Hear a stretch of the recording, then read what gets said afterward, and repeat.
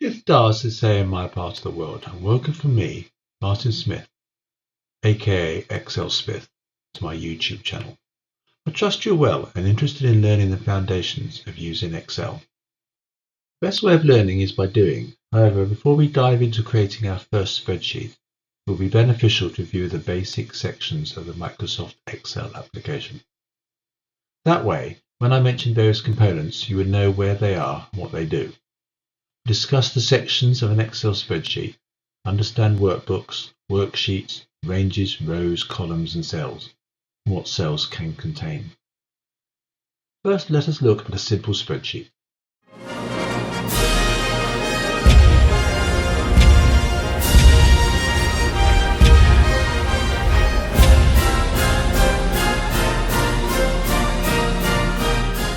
Assume you've got Excel open. We'll open a blank workbook, so File, New blank workbook.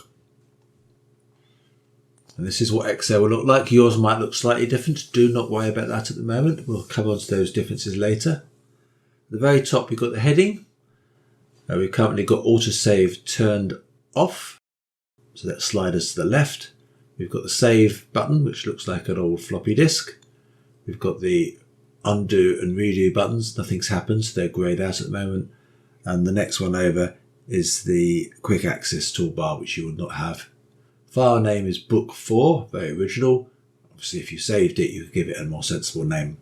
Below that, we have the ribbon. Now, this has got lots of icons. In our case, the first area we've got really after the clipboard is the font area, and that's a group of commands. So we've got a font is currently selected to Aptos narrow, font size 11. It's not bold, it's not italic, it's not underlined. We could colour the background and we could colour the font, but none of those have happened at the moment. If you don't have your Excel maximised, so let's show it. Some of these ones would disappear, and if I make it even narrow, even more disappear, till the font finally goes. It's just got the letter A now, as you see. You widen it, certain ones reappear. I suggest you have it maximised so you can see everything at the moment. At the bottom we have the footer, which normally tells you lots of things about how much space you used, how fast calculations are going, the averages, the maths sums, etc. At the moment it just tells you you've got one sheet open, originally called Sheet 1. Isn't this exciting? You can obviously have multiple sheets. Now, we've got this grid pattern here in the main area, which is called the work pane. If we select a cell at random, I'm going to select this cell here. As you can see, it's named G7. You can see the column, which is the vertical line of cells. It's got a G is slightly greyed out, so that's column G. And we've got a row, slightly greyed out at row 7, which is the horizontal grouping of cells. That gives us G7 as the name of our cell. Technically it is sheet 1 G7, but often if you're working with a single sheet, you don't have to worry about the sheet name at all. The other key concept in Excel is you can have groups of cells. So we could start off with a group of contiguous cells. In this case, we're starting at G7 in the top left hand corner, and we're going to K12 in the bottom right hand corner, and you can see G, H, I, J and K are all greyed out, and 7, 8, 9, 10, 11 and 12 are greyed out. A range of cells can be 2, it can be a row going across, it could be a column going down, or it could be a block of however many you want, but it's a contiguous range of cells. Excel has this concept of an hierarchy, a word I always struggle to say, an hierarchy, which we'll cover next. Excel has the concept of an hierarchy. The Excel application itself can contain multiple workbooks. Here we've shown 2.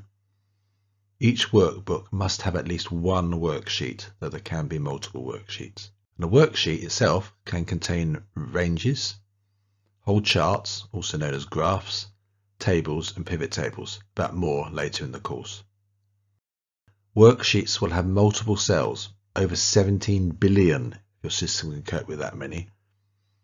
Earlier, we referred to F4 as a short form of the address. It's rather like you telling a friend you live at number 12.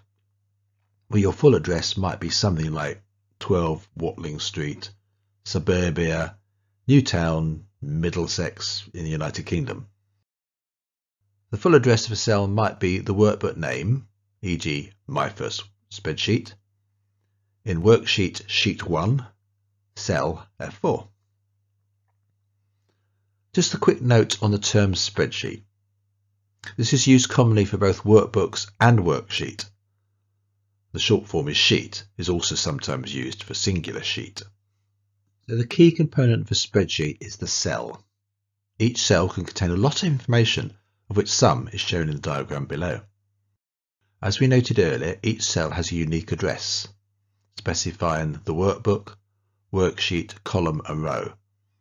Often only the short address, column and row is required, e.g. B23. The cell or cells can also have a name. In our example, we've called it interest rate. Cells can contain text, numerical values, e.g. 1023.45, or formula, e.g. add sum A2 to A5, add together what's in the cells A2 all the way up to A15. Cells can also contain formatting information, making them big, small, different text font sizes, bold, underlined, etc. We can make them different colours. There's lots more that cells can contain, but we'll cover these slowly over time. These are the main ones. If you found this video useful, then I would appreciate it if you could like, and if you want to see more videos like this, then please subscribe.